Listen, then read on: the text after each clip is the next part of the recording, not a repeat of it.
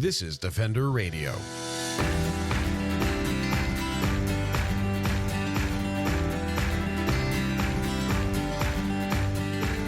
I'm Michael Howie, and this is Defender Radio, the podcast for wildlife advocates and animal lovers, brought to you by the Fur Bearers.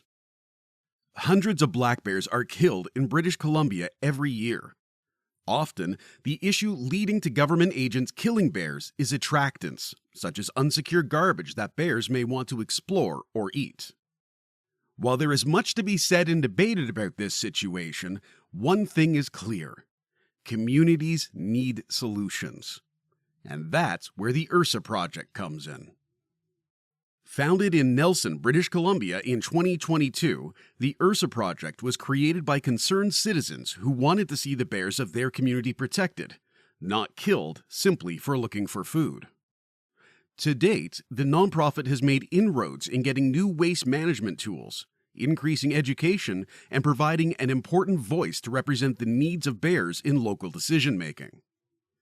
To share more about the origins, work, and goals of the Ursa Project, Defender Radio is joined by founding member Katie Graves. I wanted to start by talking a bit about Nelson, if that's all right with you, and where Nelson is located. So for folks who are not familiar with British Columbia or that specific region, how would you position Nelson on a world stage for people? Nelson is in the southern interior of British Columbia. So if you follow the state line between Washington State and Idaho, straight up, we're about 30 minutes north of the border there. It's nestled in the West Kootenays, the Selkirk Mountains. It's a very mountainous area. Nelson is basically a town that's built on the side of a mountain that goes down to the lake. The lake is really a large river with a series of dams, which provides our hydro. Mm-hmm. So we run on our electricity is from the dams. So it's a unique place. It's quite isolated. It takes about 4 or 5 hours to get anywhere from here. Yeah. One of the things that's lovely too, and I think really helps provide some context for what we're going to be talking about, is when you look at the map of where Nelson is, it's nestled next to West Arm Provincial Park. And then there are provincial parks in almost every direction, it seems like. Maybe not immediately there, but within a couple of hours' drive. Akin to some of those other areas in Alberta where we've got that really massing of provincial parks and green space and natural spaces. And if you look on the map, yeah, it very much, it looks sort of like a community where it's on, if you're on the way to somewhere else, you might go through Nelson. Oh, it's a beautiful place. It's magnificently set, and it's a wonderful place full of wonderful people who come here because they appreciate the beauty of the place. Absolutely. And that's sort of one of the tricks of this place is people love their wild things, and yet we're having these challenges with bears. My house, I sit right on the edge of the West Arm Provincial Park. Mm-hmm. And so I have bears coming and going through my yard, sometimes on a daily basis. It's quite a magnificent setting. For sure. And I imagine it's a lot of tourism as well. As you said, it's a beautiful area. I've never visited myself, but I've seen many photos over the years and talked to many people who have lived there and all speak of it the way you do. So I imagine that there's a lot of folks coming in and out as well for something like that. But let's talk about, what was going on in Nelson before the Ursa Project started. What maybe the timeline sort of you noticing some issues and whatnot, and then that project beginning. What did it look like at the beginning of that process? Right. It's kind of our origin story, really. Yeah. And it's magical and tragic at the same time. So in 2022, they shot 17 bears in our city limits, 21 in the greater area. And so you would hear these gunshots every day. And every time you heard one, you just winced and went, there goes another life. There goes another bear. And there was a Facebook page, I think it was our Nelson, BC Facebook page, where people were saying, oh my gosh, this is awful, or something they had seen. And there goes another gunshot, there goes another gunshot, and there's the CO's truck, hauling another dead bear out. And in the comments, there was a woman named Anita Johnson who said, does anybody want to meet? This is during COVID, mind you. Mhm. Does anybody want to meet on a picnic bench up on the rail trail and talk about this? And so that's how I met Anita Johnson, who is my co-director today. And there was other people there with us, but we said, who do we call? Who's going to do something about this? This is outrageous. This can't keep happening. And then we realized there was no one to call. There was no one doing anything. And we said, well, what if we did something? And neither Anita nor I had started a nonprofit or worked in one or done any real animal advocacy work before, but we're both, huge animal lovers. And so we said, well, let's start a nonprofit and see how it goes. And so we basically learned as we went. We incorporated as a nonprofit in December of 2022. We did a Freedom of Information request to conservation to get all those conflict reports to try to figure out why those bears were killed. We started a Facebook page. We applied for grants. We got a small grant from our co-op grocery store. We ended up getting a very nice grant to get us going from the Columbia Basin Trust. And it just sort of snowballed from there. We met with the city. We met privately with the mayor, the director of operations, the director of communications. We did a delegation presentation to the council of the whole, just to the city council and the mayor. We started an online auction, went to the businesses all around town asking for their support and do they have something they could donate to our auction? And the response was incredible. The businesses were so on board with what we were doing. And, we had $500 a night hotel rooms and spas. And it was just because it is a tourist town. So we have a lot of amenities in that way. So that was quite incredible.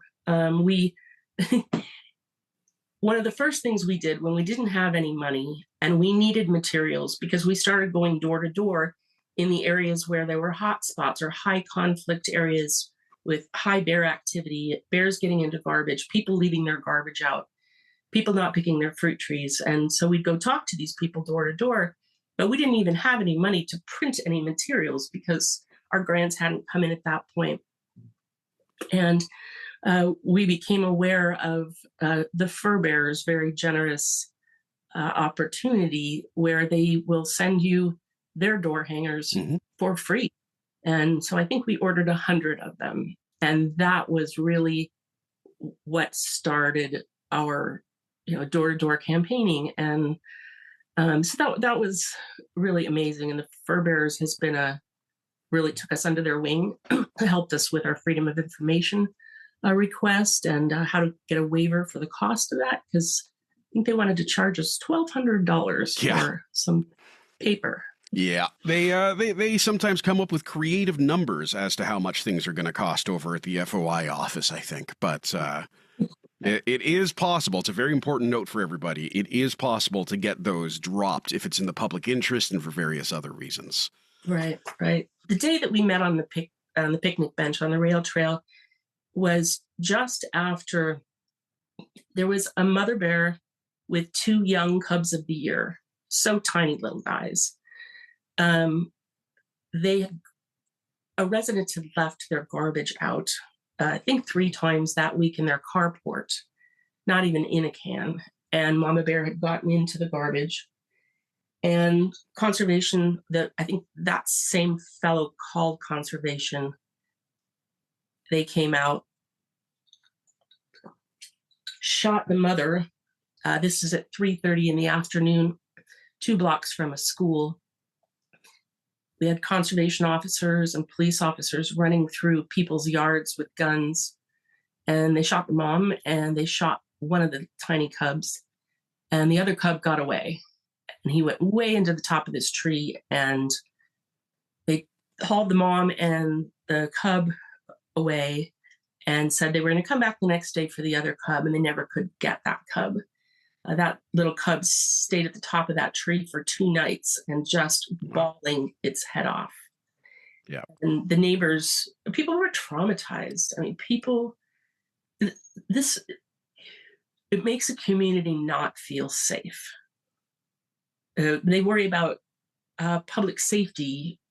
Conservation worries about public safety with bears, but really the unsafeness came from them. So fast forward, so that's fall of 2022. So they left that cub to, quote, let nature take its course. And that cub, we didn't know if it was going to survive the winter, probably not. And then the next year, so last 2023, there's this cub that's a yearling that's wandering around town and not looking great. A little on the skinny side. His ribs weren't showing or anything like that, not to that point of skinniness, but his hair was kind of matted and looked like he'd had a rough time. Yeah. And I started thinking, is that the cub that got away? Now, that family had really unusual colorings for the bears in this area. And so I showed photographs to various people on our advisory board, which is bear biologists, bear behaviorists, people who know certainly a lot more than I do. And they're wonderful to have to advise us when we have questions and have really mentored us too. I showed them pictures and said, is it possible that this is the cub that got away? And they said, spot on. That has got to be that cub. I mean, aside from DNA analysis, we would never know for sure, but it really looked like that was the case. And so she got the nickname Han Solo or Hans, right? Because she was this little orphan. And so as the fall went on, she was wandering around town and almost going up to people saying, will you help me? Just very timid, very sweet, but hungry and kind of lost. So the whole town started rooting her on. And every day there were photographs on Facebook. And so Hansella is what we ended up calling her. She's just a sweet, sweet bear. So November, December, the snow is falling. We're into January. Snow is really falling, and she's still wandering around town. She's not denning. And the conservation officers decided that they were going to end her life. Mm-hmm. So they did that in this past January. So this is the legacy of this family and the origin of the Ursa Project. If you look at our logo, it's a mom and a cub, and that's in honor of that mom and cub that were killed in Uphill in 2022. So that's the origin story. It's unfortunate that it takes such tragedy sometimes for that kind of change to start happening, but I do think that is you're honoring that loss and you're honoring that story by doing the work, and that's a really lovely thing to see. That it's not this was terrible and there's nothing we can do about it. It was this was terrible. Let's make sure it doesn't happen again. And it's a very noble and honorable endeavor, I think, that will have a lasting impact on the community. When the bear deaths happen, a lot of people just say, that's sad, and go back to their life. And we didn't feel we could do that. But what's been really interesting of this experience and this process is that, you know how sometimes you feel, does my vote count? Mm-hmm. Do I make a difference in this world? And it's pretty neat to feel like you're making a difference. So 2022, we had 17 bears shot in city limits. 2023, after the Ursa Project started, and it's the only thing that changed was us. There were 0 bears shot in our city limits. There was one bear that was euthanized that had fallen out of a tree, had broken its back, and was paralyzed. That really is euthanasia, not. Yeah. So that made us quite proud. This year, we're not on a great trajectory again. So far, and it's a little bit difficult because conservation, there's no transparency and no accountability, and they will not speak to us, return our phone calls, return our emails. So we have to find out our information from the people. I spent my career as an investigator in the law, so that's kind of one of my, that's sort of my wheelhouse. Yep. So we do find out a lot of good information. And now we have, as far as we can tell, 7 bears killed from the city limits. That's difficult. Yeah. And I mean, when we're looking at the situation, generally speaking, and there are always nuances, there's always the aberrations, but generally speaking, when we hear about bears being killed, the reasoning or the rationale is that they've accessed human garbage and, quote, become habituated, which is a debatable concept in itself. But the idea effectively is they've accessed human waste or garbage stuff. They're going to keep trying to do that, and that creates a public safety hazard. While that theory needs to be challenged in an ongoing way, it is true that the attractants are what cause a lot of black bears and other wildlife to enter into communities they may otherwise avoid and start spending more time or taking greater risks. And I think that's where the worry really comes in. So that's crossing busy streets, spending time around people when normally they try and shy away from them. Elements like that. Is attractant management one of the big issues facing Nelson, do you think? It is a huge issue. And to be fair, some bears do come into the communities, sort of the more vulnerable bears. So moms with little cubs, or elderly bears, or bears who are infirmed or have an injury or something like that. But yeah, it draws I mean, this is a mountain town, and bears have been here for 10,000 years. Nelson has been a city for 127 years. Bears have always passed through here, but all of a sudden there's houses here.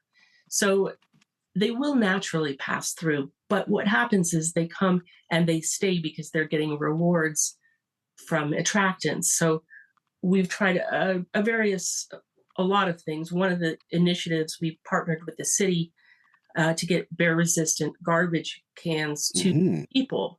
Now, that being said, waste management is a municipal responsibility, not on the residents.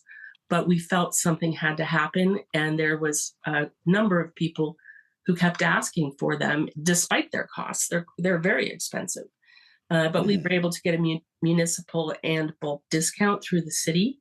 So those bins have just come in, and we will be getting those distributed to the people in the oncoming weeks. We also have That's awesome. Initiative for unwanted and unmanaged fruit trees.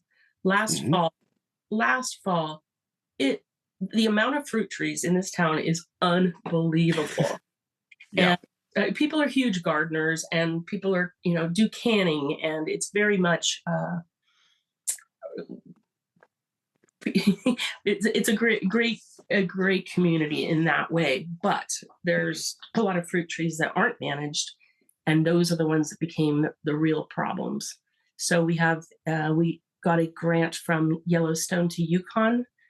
And so it's a fruit tree initiative where if people can't manage or don't want to manage the fruit tree, they can have it removed, and we will give them a reimbursement of up to $500 for the cost of removing that. And we're not really into cutting down trees. We love trees. We're both huge gardeners, but this was getting bears killed.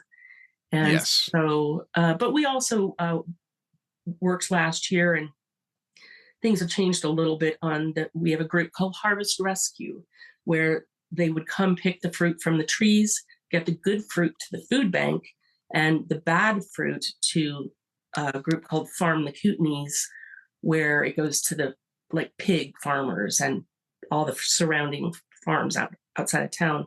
So the fruit's not getting wasted. So just every little tiny mechanism of trying to fix things, it's been interesting. Well, and it's fascinating you talk about the fruit program, because I think you're doing multiple things, which is so important. And I think folks sometimes think, oh, well, we're doing this one thing, therefore the problem will get better. And in most things in life, that's not true, whether it's working out or gardening or dealing with, black bears coming into the community. You're going to need a lot of different little ideas, not one big one. And the fruit tree removal and cleanup is so important, because I think you're right. There's a lot of folks, and you see this in communities across Canada, who buy a house, they love the look of the tree, don't realize it's an apple-bearing tree, and they are not prepared for the volume of fruit that tree is going to produce, and it can be significant. So giving people the assistance to remove those problematic trees and make it possible for them to plant something in its place that, is still going to provide shade, still going to provide biodiversity, but not this specific type of fruit that the bears want, I think is wise. And I know Canmore, Alberta, has a similar program where it's all right, we're going to give people, I think it's the same idea, up to $500 to remove one of these species of trees. But I think they also may then have an approved list of trees to replace them that you can get a discount on as well. And then the fruit cleaning, again, there's so many folks who just don't know. And that's often what we find the biggest problem is punching through a very, very dramatic and heavy media cycle, social media, things like that. Once people know and they're not financially responsible per se, there's a lot more buy-in to these concepts. Like you said, not everyone's going to want to buy an expensive garbage can, but if you offer a discount and it means your taxes might go down because now we're not dealing with this issue over here, they'll get behind it. Right. We love our apple trees, but you're right, we're not able to manage them. If someone can come help pick the fruit or remove the tree, that would be huge. And all of these little solutions do add up to something pretty significant. Right. One of the challenges, while we did the partnership with the city for the bear-resistant garbage cans, we in our original presentation to the city, we had 9 asks, which all sort of are the asks that would move us towards becoming a bear smart community. We have another local town, Castlegar, got their bear smart certification in 2021. And that's something that we would like to move towards. However, the city's been so resistant on all these fronts. We only have garbage pickup twice a month.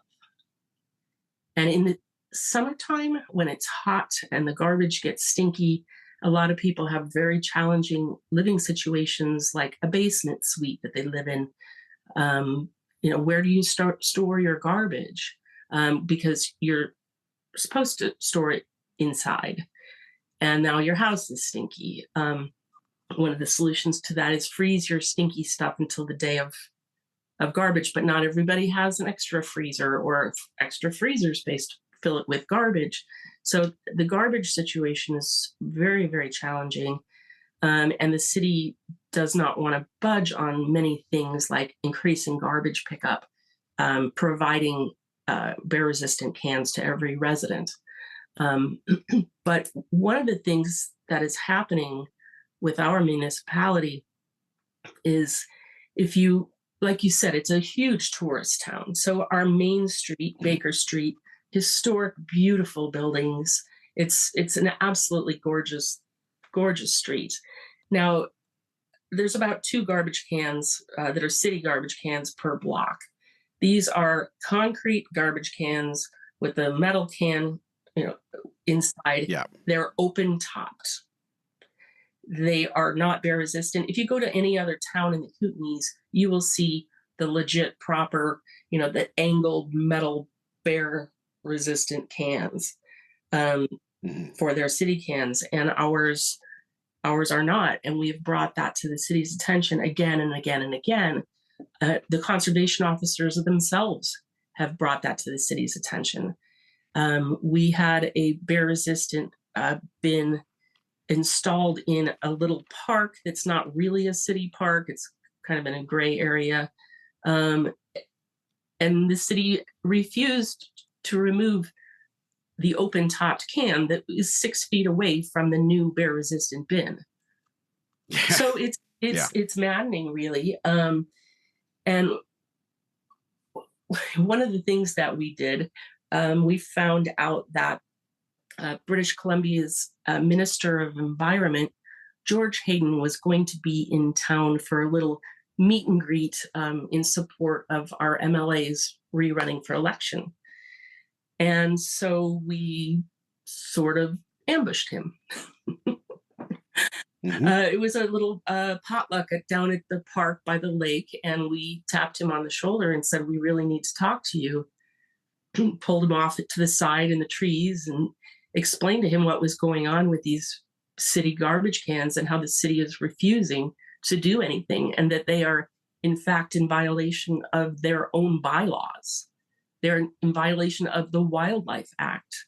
And I showed him pictures of bears in those very cans that were shot the very next day. And Minister Heyman said he was shocked. He made a call to his office. About a week later, I got an email from his senior advisor asking for photographs and what we had told George. So we'll see what comes of that. That was an interesting little, you got to do what you got to do sort of thing. Mm-hmm. Well, and it's interesting, too, because I think what we have found in the process at the Fur Bears of doing the deadliest communities list and things like that is once people are confronted with that information in context, they say, well, why aren't we doing something different? Generally speaking, I think people know it's like, well, there are solutions. They're accessible to us. Not all of them are expensive. Why aren't we doing it? And I think that is sort of the key sometimes, right? As you said, is to give this information in context of what's going on. It's not that the city is refusing, to do anything. It's that they're also not addressing these very common sense changes that would make a big impact almost immediately. And hopefully the minister, heard that and is going to address it. And I think that's also the kind of thing council, right? If not this council, well, the good news about council is there's a 4-year turnover with an opportunity to make these things issues for the next election. And while as nonprofits and charities, we're not able to necessarily engage in that process too heavily, we can remind people of the importance of voting and that these issues are things they can vote on. And I think that'll hopefully make an impact as well over time. Yeah. Now, for the future, what is the Ursa Project's goals? And where do you see things maybe in, 5 years? What are the big hopes that you have for this project and for the Nelson community? Oh, for the Nelson community, my dream would be to see every resident have a bear-resistant can and every fruit tree managed. That our harvest rescue group, they are not going to be operating this year, so we are trying to sort of create a substitute for that. So my dream would be that, so there are places like Canmore or Banff, but of course that's a national park, where the bears can pass through and they won't find things to get themselves in trouble and get themselves killed. We need to learn to coexist. And one of the challenges, there's a lot of logging that goes on around here. So their forests are being cut down and the development is continuing to encroach into their natural habitats. And climate change, the availability of fruit, huckleberries, natural wild fruit, and nuts. The droughts are creating food instability for the bears too.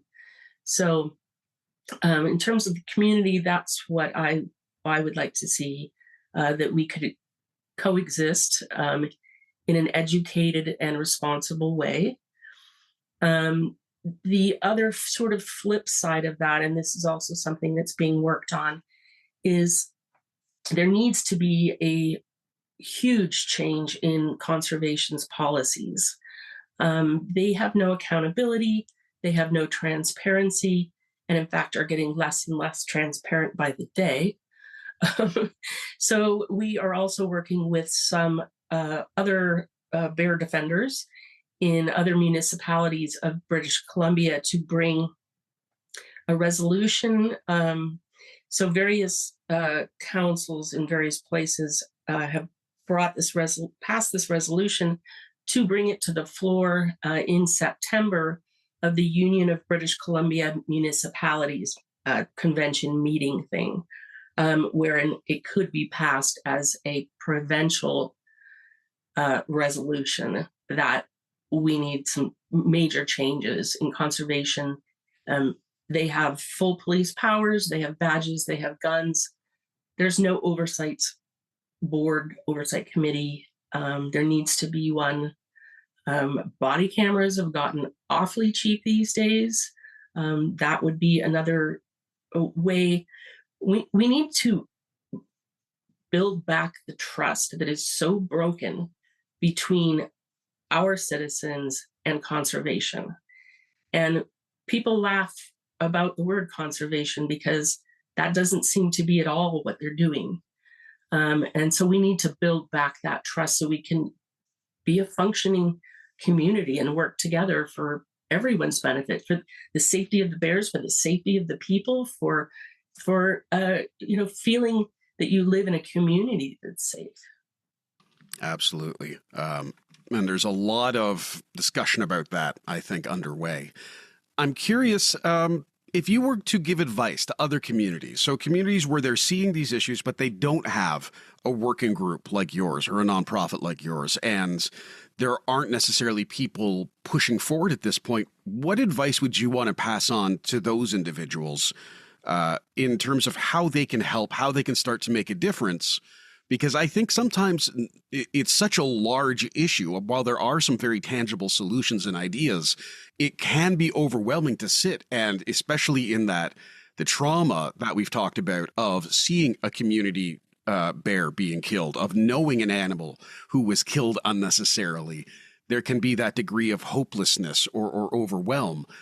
What do you recommend for them in those moments, or what steps they should maybe look at starting with to make a change in their community, the way the Ursa Project is doing in Nelson and other great organizations are doing in various communities across BC?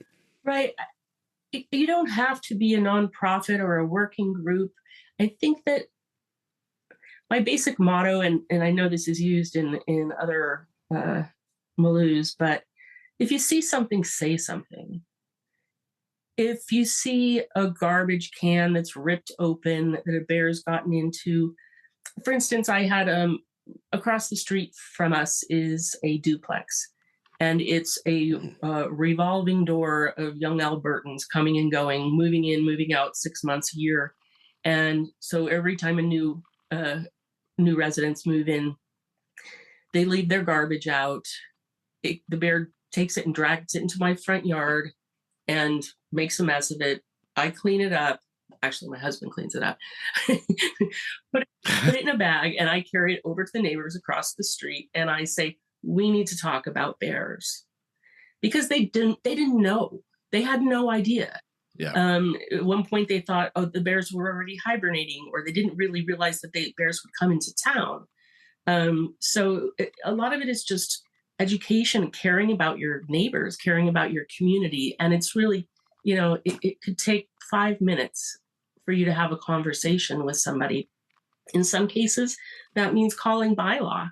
Bylaw is a complaint-driven system. So if bylaw doesn't hear anything and you have a repeat offender, you talk to them 2-3 times and they don't care and they're still leaving their garbage out, then it's time for bylaw to step in. But they won't step in if they don't know. So if you see something, say something. It's really just sort of the little things, and instead of, seeing that and saying, wow, that's awful, and going on with your day, take a minute and try to make a difference. To learn more about the Ursa Project or get in touch with them, visit theursaproject.ca or locate them on Facebook and Instagram. Links are available in the show notes for this episode in your podcast player or at defenderradio.com. You can also learn more about attractants and how you can make an impact for black bears and other wildlife at thefurbears.com/attractants. I want to thank Katie for sharing her time with me and all she and the Ursa Project are accomplishing in Nelson. I also want to thank you for joining us for this conversation. Remember to subscribe or follow the Defender Radio podcast in your preferred podcast player, or sign up for email updates at thefurbears.com to make sure you get notified of new episodes as they drop. You can also find the Fur Bears on Facebook, Instagram, X, LinkedIn, and YouTube. Just follow the links in this week's show notes. Until next time, I'm Michael Howie for Defender Radio and the Fur Bears, reminding you to stay informed and stay strong.